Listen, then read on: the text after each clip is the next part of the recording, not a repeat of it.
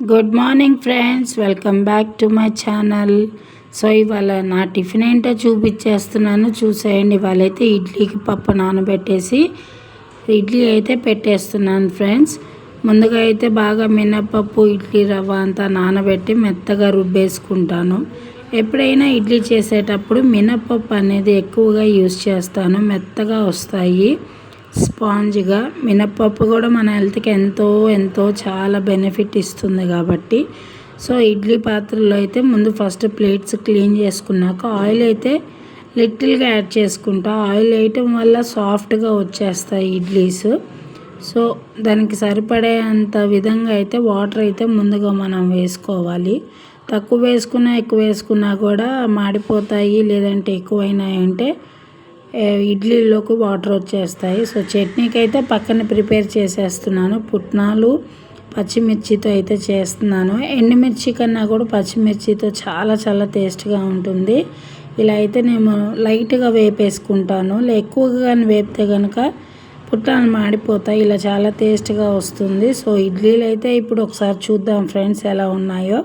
So చూస్తున్నారు కదా, వేడిగా పొగలతో వచ్చేస్తుంది. ఇడ్లీ బాగా ఉడికిపోయినాయి అన్నమాట. లాస్ట్లో అయితే మాత్రం ఒక 5 మినిట్స్ స్లిమ్లో పెట్టుకుంటే ఇవి ఇంకా బాగా తీసేటప్పుడు ఈజీగా వస్తాయి. సో తాలింపు అయితే పెట్టేశాను చట్నీ కోసం.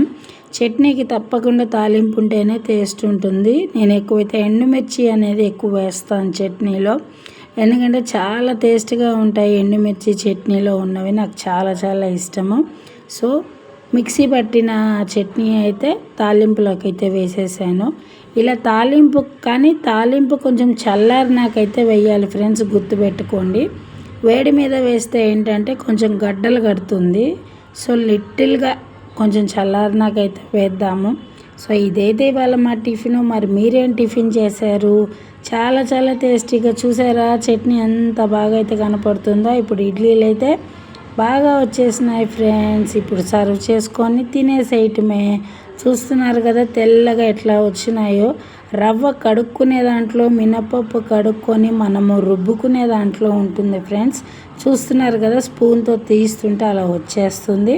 సో తప్పకుండా మీరు కూడా ఏం టిఫిన్ చేశారో నాకు తప్పకుండా కామెంట్ చేయండి. తప్పకుండా ఛానల్ని సపోర్ట్ చేసి సబ్స్క్రైబ్ చేసుకొని షేర్ చేసి నాకు సపోర్ట్ చేయండి ఫ్రెండ్స్. ఇంకోటి ఏంటంటే తొందరపడి ఎవరిని కూడా నమ్మకండి ఫ్రెండ్స్. నాకు తోచింది అయితే నేను చెప్తున్నాను.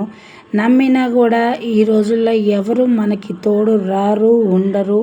ప్రతి విషయంలో మనం తొక్కేయాలనే చూస్తారు కానీ మనకి సహాయపడినట్టుగా నటిస్తారు కానీ పడరు.